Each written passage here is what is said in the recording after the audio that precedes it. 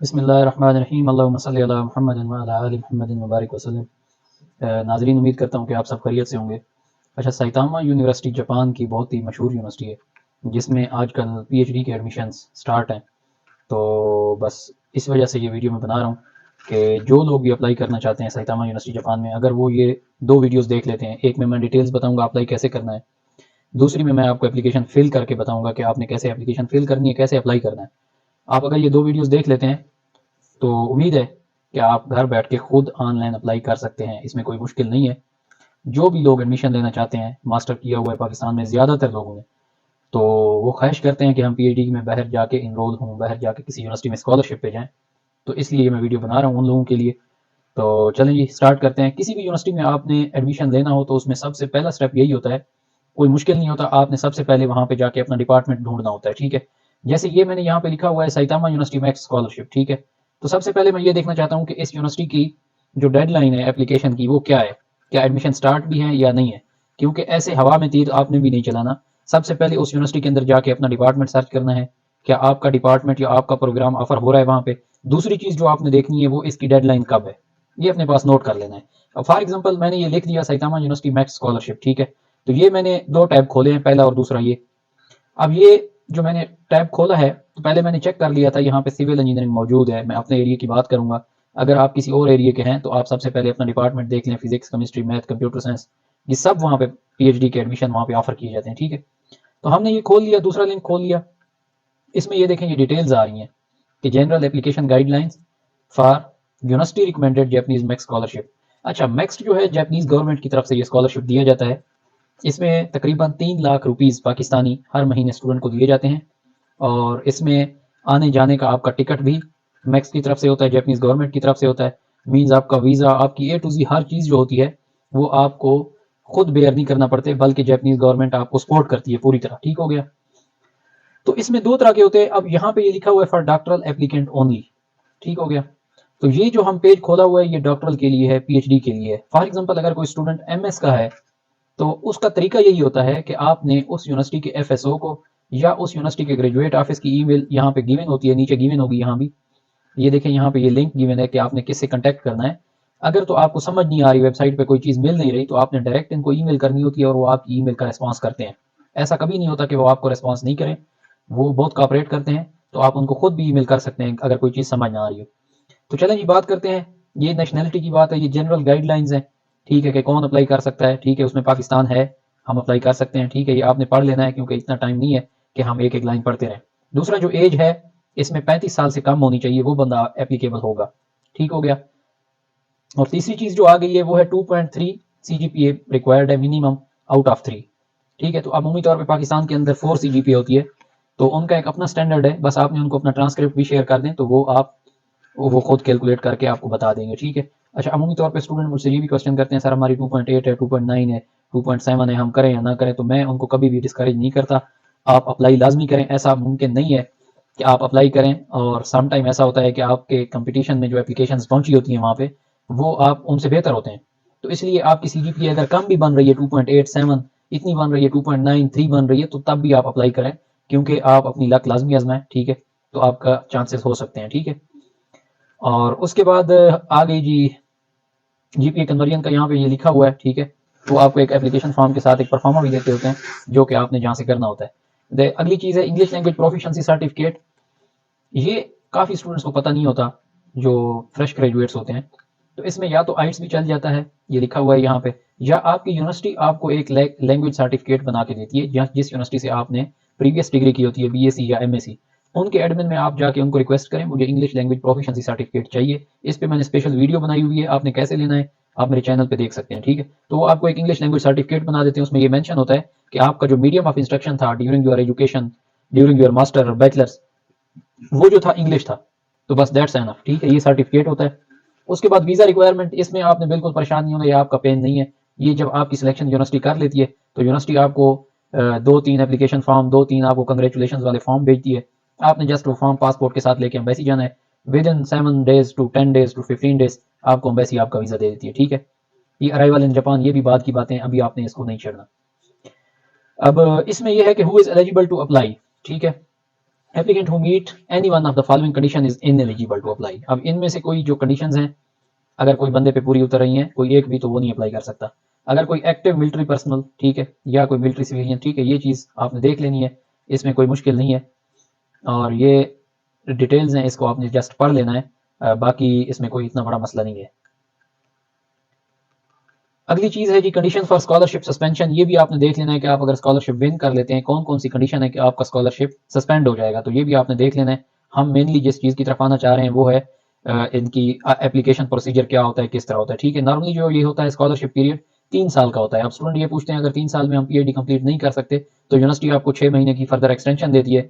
और some time ऐसा होता है कि जो 6 महीने की आपने एक्सटेंशन ली है 36 मंथ के बाद, अगर आपकी डिग्री की रिक्वायरमेंट पूरी नहीं हुई, अगर आपके रिसर्च पेपर की कंडीशन जो है वो पूरी नहीं हुई, तो आप 6 महीने की एक्सटेंशन जो लेते हैं सम टाइम आपको प्रोफेसर उसमें पे करता है, सम टाइम नहीं करता। You need to work part time, ठीक हो गया। मंथली अलाउंस कितना है इसका? नॉर्मली तौर पे जो टोटल होता है ये 1,48,000 जैपनीज येन होता है। और ये लोग मुझसे पूछते हैं क्या ये अमाउंट एनफ है? ये बिल्कुल एनफ है अमाउंट। आप वहाँ पे फैमिली को भी लेके जा सकते हैं, बच्चों को लेके जा सकते हैं, इवन के आप थोड़ी बहुत सेविंग भी कर सकते हैं, ठीक हो गया। तो ये ट्रैवल एक्सपेंसेस, ये जो चीज़ है ये सारी ये आपने देख लेनी है, ठीक है।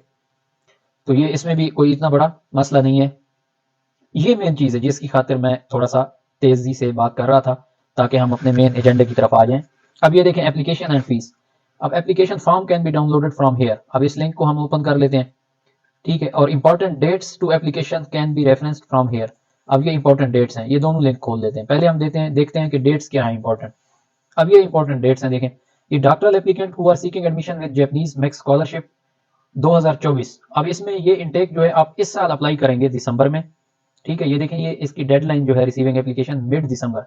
इट मींस कि आपको 15-16 दिसंबर से पहले पहले अपनी एप्लीकेशन सबमिट करानी पड़ेगी आपको। तो जब आप जमा कराएंगे दिसंबर में, जनवरी में होपफुली आपका इंटरव्यू होगा और फरवरी में आपको या मार्च में आपको सिलेक्शन का रिजल्ट आ जाएगा आपका। और उसके बाद जो प्रोग्राम स्टार्ट होगा वो सितंबर 2024 में होगा, ठीक है। इसलिए लिखा हुआ है कि 2024 अक्टूबर इनटेक, क्योंकि सितंबर में आप वहां पे पहुंचेंगे तो अक्टूबर की 1-2 तारीख से आपका बाकायदा स्टडी स्टार्ट हो जाएंगे, ठीक है। ये हो गया डॉक्टरल के लिए। जो लोग PhD के लिए अप्लाई करना चाहते हैं उनको चाहिए कि 15 दिसंबर तक अपने डॉक्यूमेंट्स कंप्लीट कर लें, ठीक हो गया। अब मैं बताता हूँ आगे डॉक्यूमेंट्स कौन से चाहिए तो और किस तरह एप्लीकेशन फॉर्म फिल करना है, सारा उसकी डिटेल्स भी मैं आपको बताता हूँ। ये है जी मास्टर एप्लीकेंट। जो स्टूडेंट मास्टर में अप्लाई करना चाहते हैं वो है ADB स्कॉलरशिप, ठीक है। एशियन डेवलपमेंट बैंक होता है उसका स्कॉलरशिप होता है, लेकिन इस वक्त उसकी एप्लीकेशन क्लोज है, ठीक है। अमूमी तौर पे अभी आप प्रोफेसर से कांटेक्ट कर सकते हैं क्योंकि वो 30 जुलाई उसकी लास्ट डेट थी, एक गुजर गई है, अब वो अगले साल आएंगे। अगर आप एडवांस में प्रोफेसर से कांटेक्ट कर लेते हैं तो प्रोफेसर आपको सम टाइम कह देता है कि आप जो है ना प्रपोजल बनाएं, तो 1-2 माह आपकी उसके साथ कम्युनिकेशन रहती है। तो अभी दिसंबर लगा हुआ है तो 3 से 4 महीने बाद इसकी भी डेट स्टार्ट हो जाएंगी, ठीक है। तो जो मास्टर स्टूडेंट हैं उनको चाहिए वो अभी से अपने प्रोफेसर से कांटेक्ट करें, ठीक है। प्रोफेसर से कैसे कांटेक्ट करना है उसके लिए भी मैंने यूट्यूब पे अपने चैनल पे वीडियो डाली हुई है, आप वो देख सकते हैं। दूसरा जो होता है मास्टर स्कॉलरशिप वो है जैंट जापान स्कॉलरशिप, ठीक है। ये भी अभी एप्लीकेशन इसकी क्लोज हो चुकी है लेकिन ये मार्च में आता है नॉर्मली तौर पे, तो अभी दिसंबर आने वाला है। तो आप अभी से प्रोफेसर से कांटेक्ट करें क्योंकि एक मार्च में आ रहा है मास्टर का स्कॉलरशिप, एक जून में आ रहा है। जो लोग मास्टर में इंटरेस्टेड हैं तो उनको चाहिए वो अभी से अपनी प्रोफाइल अपने डॉक्यूमेंट्स तैयार कर लें ताकि वो अप्लाई करें। अब ये दूसरी चीज़ है कि सेल्फ फंडेड अगर आप अपने खर्चे पे जाना चाहते हैं, आप अफोर्ड कर सकते हैं, तो उसकी जो लास्ट डेट थी ये 1 नवंबर 2023 थी, ठीक है। तो इस तरह मैं आपको बता रहा हूँ क्योंकि ये जो डेट्स हैं हर यूनिवर्सिटी की डेट डिफरेंट है। तो आप जैपनीज यूनिवर्सिटीज की लिस्ट बना लें अपने पास, हर यूनिवर्सिटी को 1 बाय 1 चेक करें क्योंकि किसी की हो सकता है फरवरी में हो, किसी की मार्च में हो। तो आप चाहे 3 से 4 यूनिवर्सिटीज में एट ए टाइम अप्लाई करें, ठीक है। अब अगली चीज देखते हैं, ये हमें डेट्स का आइडिया हो गया तो इट मींस कि अभी जो स्कॉलरशिप की डेट चल रही है वो है दिसंबर 2024, ठीक है। तो यहाँ पे आके हम देखते हैं अब एप्लीकेशन फॉर्म, हमने यहाँ पे क्लिक किया था, ये एप्लीकेशन फॉर्म था। यहाँ पे जाते हैं, ये एप्लीकेशन फॉर्म है, इसमें 2 दिए गए हैं, इन्फॉर्मेशन एंड मास्टर एडमिशन। अब जो मास्टर में है उनके लिए एक PDF यहाँ पे पढ़िए, आप इसको देख सकते हैं, और information and doctoral with max scholarship. हम जाते हैं फिलहाल इस पे, ठीक है। ये डॉक्टरल एडमिशन जो है यहाँ पे जाते हैं। अब ये देखें इसमें क्लियर सारी गाइडलाइंस गिवन है। जो लोग इस दफा अप्लाई करना चाहते हैं वो उनकी पहली चीज गिवन है कि एज 35 साल से आपकी कम होनी चाहिए, ठीक हो गया। और दूसरी चीज जो इंपॉर्टेंट है रिक्वायर्ड डॉक्यूमेंट्स, ठीक है। अब डॉक्यूमेंट्स में एक एप्लीकेशन फॉर्म उन्होंने दिया हुआ है यहाँ पे, ये वाला, ठीक है। ये एप्लीकेशन फॉर्म दिया गया है, इसको फिल करना है। इसको कैसे फिल करना है ये आप इस वीडियो के पार्ट 2 में देखेंगे। सैतामा यूनिवर्सिटी एप्लीकेशन फॉर्म कैसे फिल करना है वो मैं पार्ट 2 एप्लीकेशन उसकी अलग से वीडियो बना रहा हूँ, ठीक हो गया। एप्लीकेशन फॉर्म आपने बना लिया, आपने सारे ट्रांसक्रिप्ट की डिग्रीज की कॉपीज अपने पास स्कैन करके रख ली। उसके बाद आपने degrees copies of certificate of graduation, ये सर्टिफिकेट कहते हैं डिग्री को, ठीक है, तो इसमें परेशान नहीं होना। Two sealed recommendation letter form B, ठीक है, ये भी मैं बताता हूँ कि इनका रिकमेंडेशन लेटर किस तरह का है, आपने कैसे बनवाना है, ठीक है। तो उसके बाद हो गया ऐसे ऑन सिलेक्टेड टॉपिक, ठीक है, ये भी एप्लीकेशन फॉर्म जब हम फिल करेंगे उसको देखते हैं, अपनी शार्ट से सीवी हो, इंग्लिश लैंग्वेज प्रोफिशिएंसी सर्टिफिकेट हो।